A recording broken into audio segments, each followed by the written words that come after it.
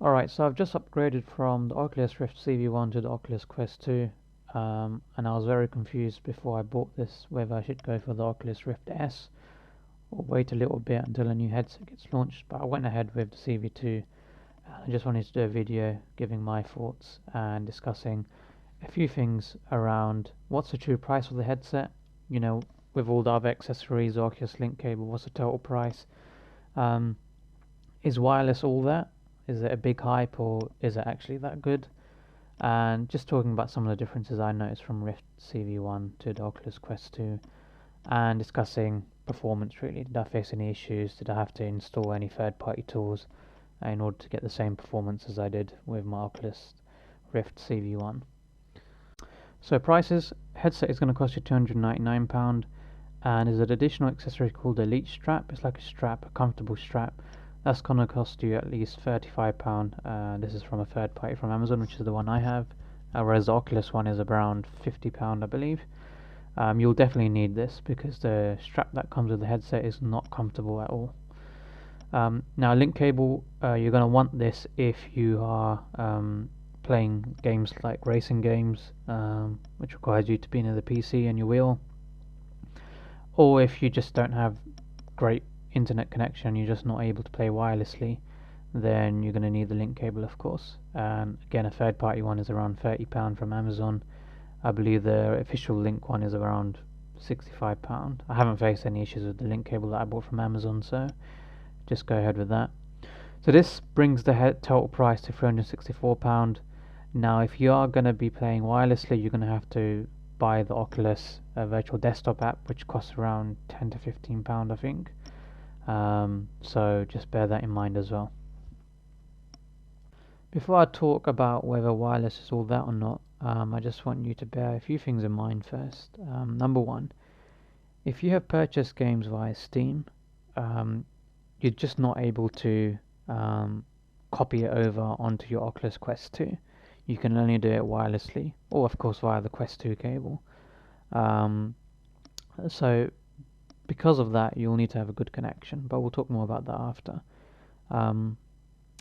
The requirements to stream the apps from your PC onto the Quest 2, you need to have the virtual desktop app, which costs around £15, and you need a good 5 GHz wireless connection. Now speed isn't too much of an issue, it's just the connection is more important. So if you're playing wirelessly in an area where your Wi-Fi signal isn't too great, then you're going to struggle basically. So you need to really try and make sure you're playing in an area where the router is quite close by. And you need to definitely have your PC or your laptop, whatever your gaming machine is, connected via Ethernet, otherwise you're going to face some issues. And another thing to bear in mind is not all games will work wirelessly. So when I tried to load up Assetto Corsa via Content Manager, it just didn't work. So just bear that in mind as well. Now, of course, you can buy the games via the Quest 2 store, and this will mean that you don't need to worry about a Wi-Fi signal or anything like that. But obviously, that will eat up storage and stuff like that, and it doesn't solve the issue about all the games you purchase via the Steam store. You'll have to purchase it separately. So now, moving on to whether wireless is all that or not, we need to bear two things in mind. Number one, if you are going to be playing wireless in the same area where your PC is, and you've been currently playing in that same area with a previous Oculus Rift S or Oculus Rift CV1, and the wire hasn't been an issue in terms of its length, then you're really not going to notice any difference. And again, same thing, if you happen to have a big area and you've been playing perfectly fine with wired, but you're now going to be playing wirelessly, you're not really going to notice much of a difference. And this is my personal opinion. It never bothered me having the wire hanging around. It just never bothered me. Now, if your play area is actually small, and you have the ability to move to another room, and the Wi-Fi signal is great there, and the play area is much big, that's where the big advantage is. So for me personally, my play area was very small, and I was always worried about knocking things over. So when I was playing games like Super Hot VR and Pistol Whip, I couldn't really play properly because I wasn't able to really move to the side when I needed to. But now that I have a bigger area available, it is amazing. It really makes a difference. being able to move in another area. Again, this difference isn't because of the wire, it's just about having the ability to move to another room. And if you have a big PC there, you're not able to move to other rooms all the time. So moving on to the differences I noticed between the Rift CV1 and Quest 2. First thing is definitely the comfort. So I'm talking about comfort with the Elite strap on the Quest 2. Definitely more comfortable to put on. Much easier to adjust. So that's definitely a big plus. The next bit was audio. I really hated the Rift CV1 headphones that stuck out. I never used them. But with the Quest 2, it's all inbuilt, so nothing's sticking out. You can just hear it, and it's got a nice audio jack, so you can just add like any earphones or even a headset into it. And finally, the graphics. Bit of an upgrade in the graphics. It's much better on the Quest 2. Definitely, you can definitely notice a difference as soon as you put the headset in. So moving on to performance, and this is where I was a bit slightly disappointed with the Quest 2. So I didn't upgrade my PC specs. I ran the same specs that I was running on my Oculus Rift CV1.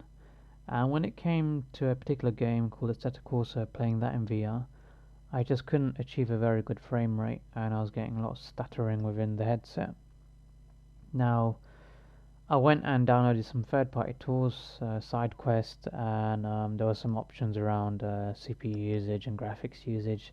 I sort of turned that down, and then I also downloaded this Oculus Trade tool where you could adjust some other particular setting, and that seemed to have helped, allowed me to achieve a bit of frame rates. I was a bit disappointed that I had to, sort of download two different tools in order to achieve that. Whereas with the Quest 1, it was more just a plug and play. So a bit disappointed there, and I still haven't sort of found a nice fine-tuned balance for Assetto Corsa in particular with the frame rates. So I'm still fine-tuning a few things, and I'm sure I'll come to a nice setting that works for me. In terms of the other games, they ran perfectly fine. So I ran Super Hot VR, Pistol Whip, and Panther VR, and I didn't really notice any issues there. So just with Assetto Corsa that I tried, and obviously the racing games take a bit more power, of course. There's a lot of things to render and stuff like that. So to sum up on the performance, a bit disappointed, but I think I just need to do a bit more playing around, and once I find the sweet spot, that's it. There's no other stuff to play around with. So now for the big question. If you have an Oculus Rift CV1, should you upgrade to the Quest 2? And is now the right time? So I'll leave you with a few points to bear in mind. Point number 1. If you don't plan on playing in another area and you're going to utilize the same space that you're using at the moment, then I would not recommend you to upgrade. Yes, the graphics are better on the Quest 2, but I wouldn't say it's worth the additional £300 and more that you would have to spend on it. So yeah. Point number 2, if you do have the ability to utilize another room and the play area is big, then it's worth it, but it depends how often you play. If you're only playing a couple of hours every week, then ask yourself, is it worth investing £300 on something you only play a couple of hours a week? But if you're a heavy VR gamer and you're playing a couple of hours daily, then yeah, it's probably worth it, the upgrade. Point number 3, there's been a few rumours going around a Quest 3 headset coming out, or a Quest Pro even, or even both. Then just ask yourself, are you that desperate for an upgrade? You might just be worth waiting around 1 or 2 months and seeing what the Quest 3 or the Quest Pro is about, and then basing your decision on the differences between the Quest 2 and the Quest 3, or the Quest 2 and the Quest Pro, and seeing the price difference and then making a decision based on that. So yeah, I'm quite happy with my Quest 2 upgrade, and the only reason I'm happy is because of the ability that I can now play in another room where the play area is bigger. But if I didn't have that ability to play in a different room, and I had to stick to my same room, I would have regretted upgrading if that was the case. So I hope this video has been beneficial for you, and hopefully it gives you an idea whether you should upgrade to the Quest 2 from a CV1 right now or not. Thanks for watching.